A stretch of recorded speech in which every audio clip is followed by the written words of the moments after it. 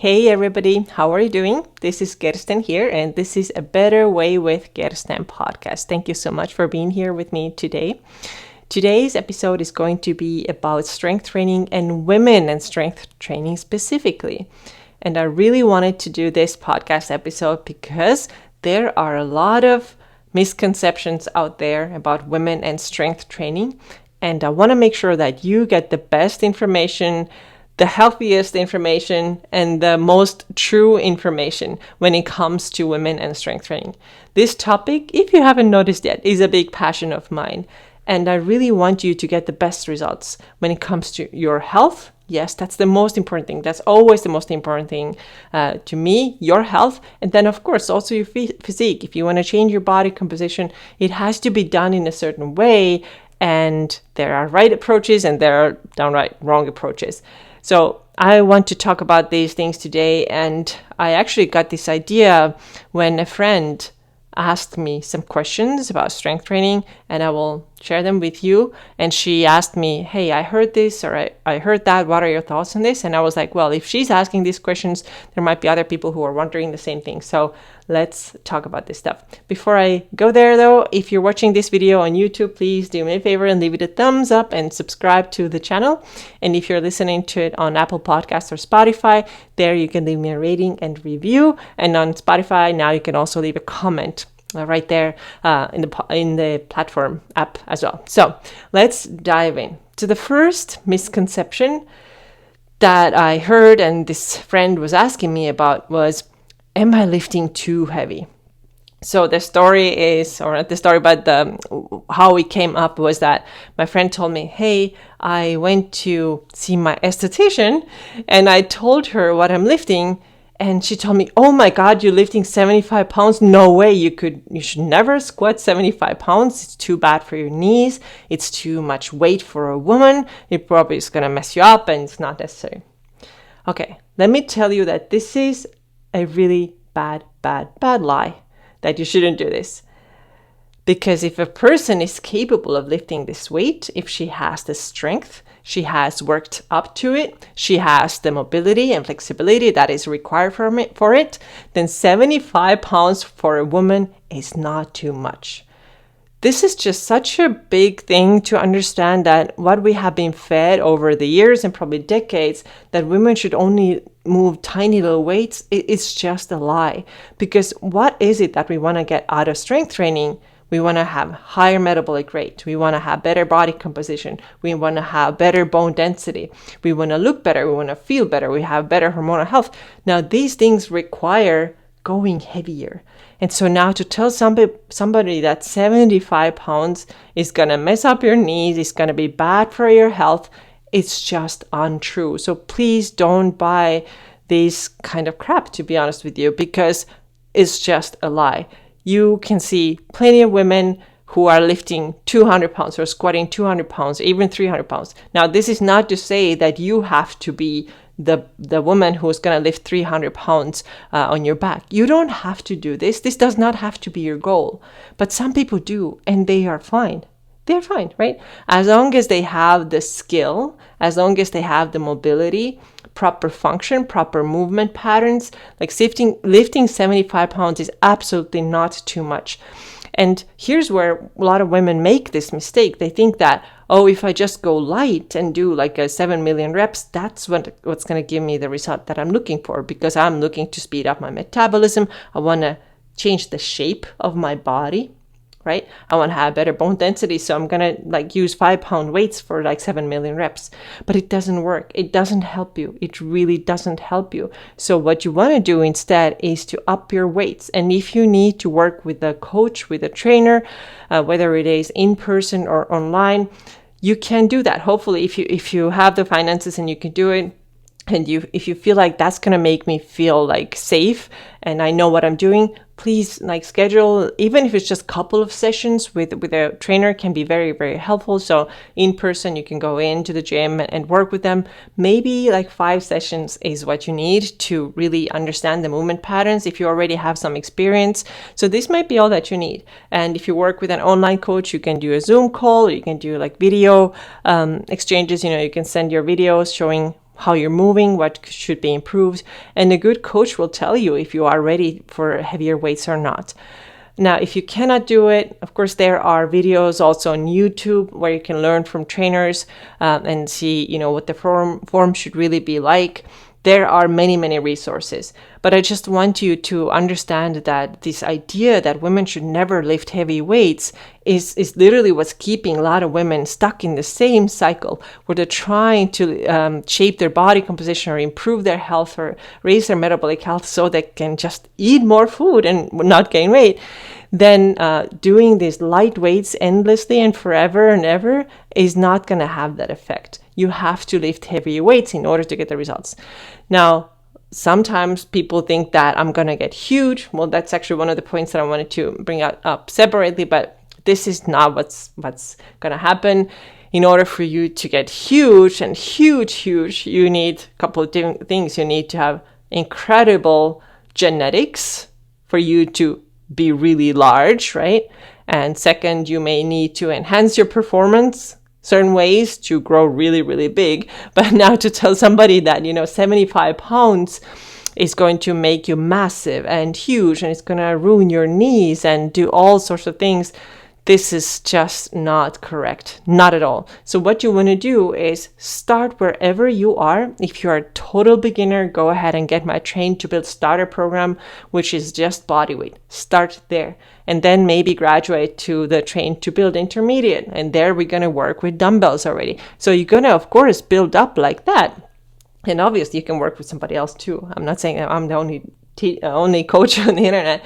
But you want to build up your strength gradually. You want to build up your skill and your mobility and a correct movement pattern. You want to make sure that you have that. And when you have that, like you can lift however heavy you want. You go step by step, right?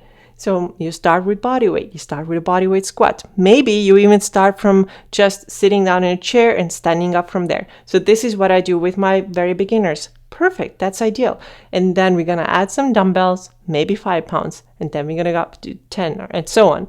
So nobody's going to go and just like, oh, I've never done anything and now I'm going to put 75 pounds on my back. This is not how it happens. Things happen gradually. They should happen in a safe and secure way so that you know what you're doing.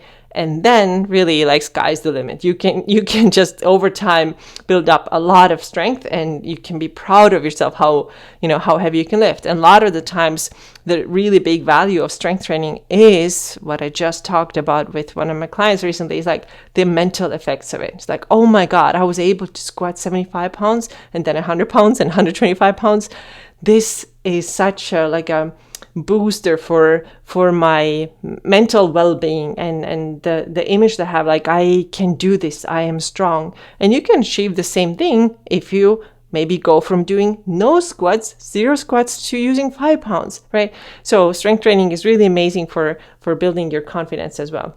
But coming back to the first point, which was this, lifting heavy weights is bad for women. No, lifting heavy weights is good for women. And by the way, it's not that it's going to ruin your knees and ruin your back. You know what? When you do this stuff in the right way, you're going to strengthen these areas. You're going to strengthen your knees. You're going to strengthen your hips. You're going to strengthen your back, your shoulders, and all of these things.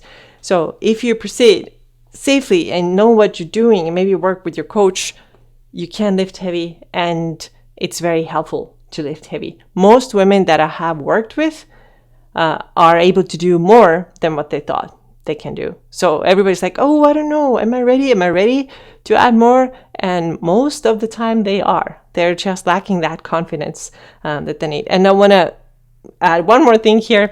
One kind of trick that I heard one of the other coach who was telling me what he used. He said that as an in-person trainer, he has also women coming to train with him, and they're like, oh wait, I don't think I can lift more than 55 pounds. And they put the barbell on her back and 5 pounds on each end, so the empty barbell is 45. So I'm gonna add 5 plus 5, so it's 55. And so the client doesn't know that the trainer actually put 2 10s on either side. So she actually lifted 65. And then when the trainer tells her, like, what? Oh my God, did I actually do it? And this is this cool thing because it shows that you're capable of more than what you ever thought. And this is such a common thing with women. With guys, it's a lot of times different. Guys are more like, I got this, right? And then they actually can't because they're not ready for it, but it seems like their egos are bigger. So there's a bigger difference between men and women this way. But my encouragement to you, if you're a woman listening to this, is that you can probably lift heavier. You don't have to limit yourself to 10 pounds. Absolutely not. This is a big mistake and a big lie if you've been told that you should not lift heavy weights. All right, let's move on to the next thing. And this you may have heard, or maybe not. I don't know. It depends how much you kind of read or look at the topics on perimenopause and menopause. But there's this idea that when you are in perimenopause or menopause, you should only lift heavy weights and very low repetitions. Now, this is maybe like next level knowledge for a lot of people because, like I said, the tendency tends to be like, let's use like tiny weight and really high reps. Now, some people who are more advanced, they're like, oh, wait, but now I'm seeing this thing on Instagram that the women in perimenopause and menopause should only lift like 4 reps with as heavy weight as they possibly can and like max out every time and keep the reps super low. Is that true? And I will say that the idea, like the direction where we're moving here is correct in the sense that we want to move away from like using these super tiny weights for 7 million reps, like I said before. And direction is that we're going to pick up heavier weights. But in my opinion, it is not true to say that this is the only way how women in perimenopause and menopause should train. It's not that you should only do 3 or 4 reps with very heavy weights. Because let's think about it. How much time does it take to recover from lifting that heavy all the time? Can you actually really do it? And if you only train this way, this is the only thing you do, that's going to be a lot of pressure on your joints too. So where's the recovery time? Where's the variety? You need that stuff too. So I agree, like I said, that yes, going heavier in general is a good idea, but this is not the only way your training should look like. And this is what you will find in my Train to Build program as well, the intermediate program. You will see that 1 month, we're going to have a training cycle where you're going to do 3 sets of, let's say, 10 reps of most exercises.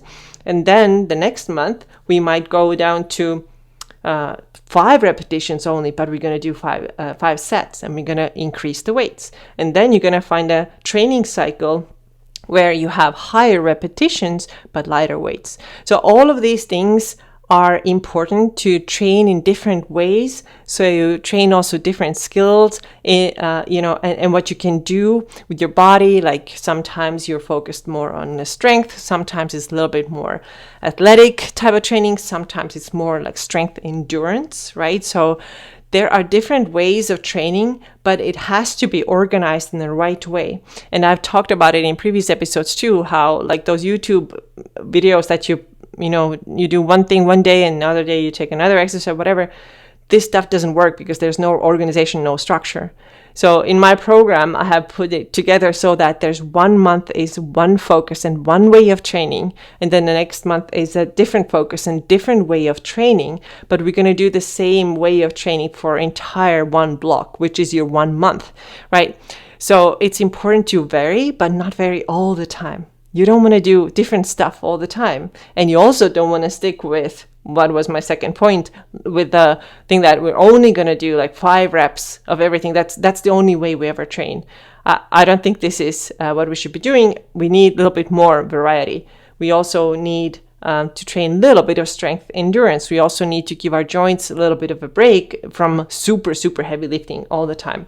So these are my thoughts on the perimenopause and menopause type lifting. Then the next thing, next misconception is that women should train differently than men. And I have a funny story. I think I shared it like way back. I mean, this podcast already has like 380 something episodes. So I think I shared it at some point, but I haven't talked about it recently. But this idea that women should train differently than men was something that one of my clients told me. So she was my first personal training clients when I first moved to America, and The year was then, when did I start working as a trainer here? I think 2015. So she was my first client, and she was in her early 50s then. And she told me that when she was in her early 30s, which was then, 20 years ago from 2015, right? So I guess, what is that? You do the math. She said that at their gym, they literally painted women's equipment pink, even though it was the same stuff. So they had like, I think, DIY type of dumbbells that they made out of like PVC pipes. So what they would do, they would fill the PVC pipes, they would cut them shorter, fill them with sand to give them a little bit of weight, and then paint them pink. And that was now women's workout equipment. So now men in the other room in the same gym would have actual dumbbells made of iron and all black, right? So this idea that women should train differently than men was around already then. I think it's kind of changing now, but it's definitely still present.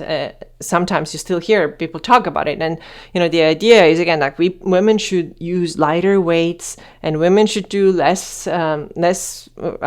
more repetitions, and women shouldn't grunt. Well, all of these things, like, is it really true? So, like I said, women have to use heavier weights sometimes. Women can grunt, by the way. You can. If you truly push yourself, you will do it. You want it or not. It's normal. There's nothing to be ashamed of, right? So, women and men training differently, it's not true when it also comes to exercises, because in a traditional strength training workout, if you want to build muscle, get strong, speed up your metabolism, you do have your core lifts that you always do. So these core lifts are the big 5. They are your squat, deadlift, overhead press, bench press in a row. So put it super simply, these are your core lifts that really should be in almost every workout plan. Now, there can be variation of a deadlift, right? You can do it with dumbbells, you can do it with barbells, you can do it with kettlebell, you can do single leg. There are variations, and a good trainer will tell you exactly what to do. But these core lifts are still the same for women and for men. It's not going to change. Now, the training changes based on what your goal is. Is your goal more like athletic performance?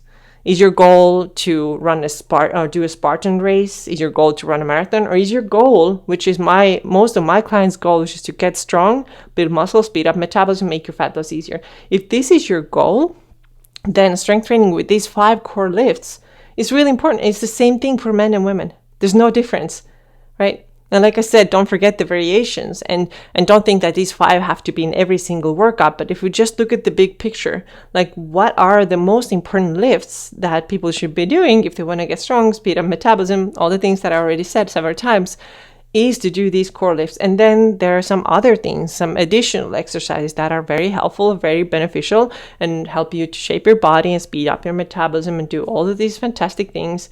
But again, they are not different for men and women. So it is the same thing.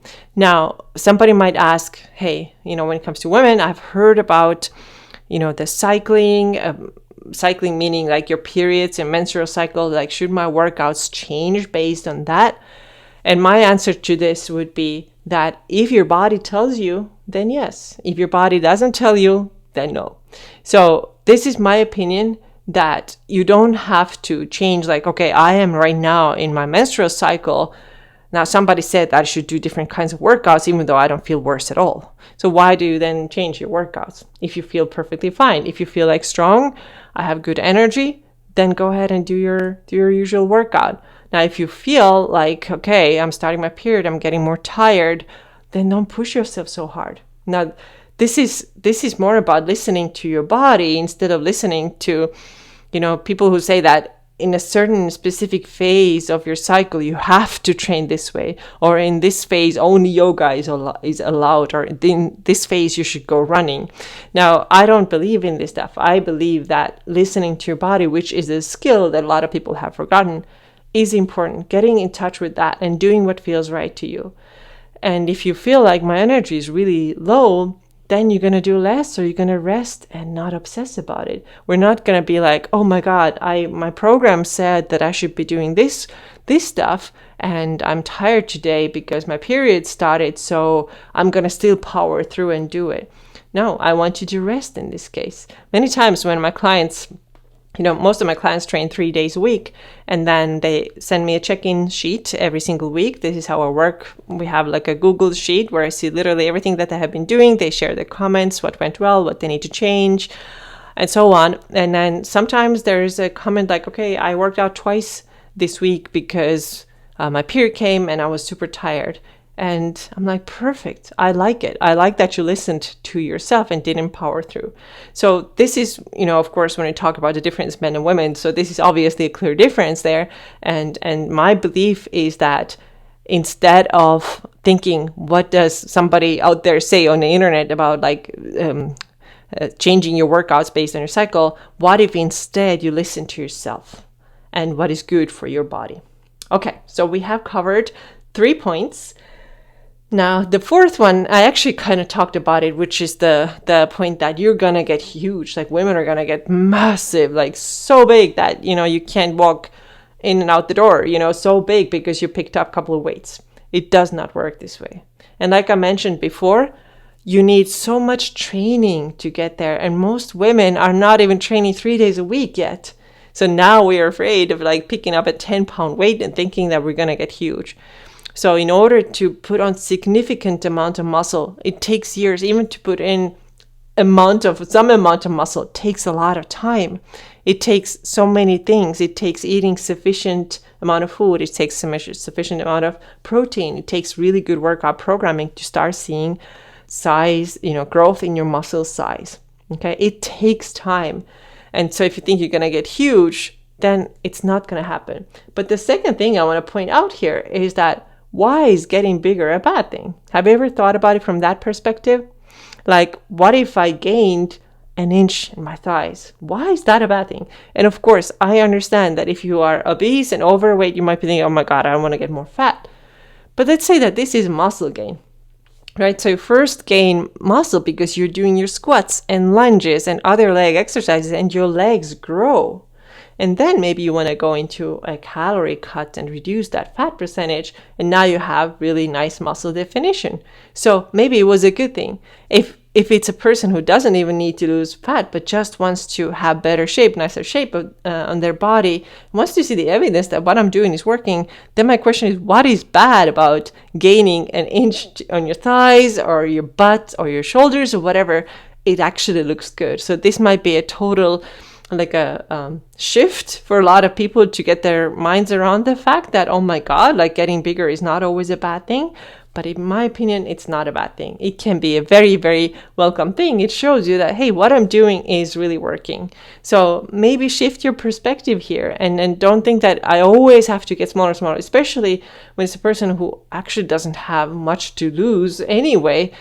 There's nothing bad in gaining a little bit of size. I personally think it actually looks really cool. So this was my fourth point. And my last point is that sometimes people think that the only way that women should train is to strength train. And as you of course know that I am a big fan of strength training. I think it's just the most beneficial way of training for many, many purposes, and especially those that most women what they want to have.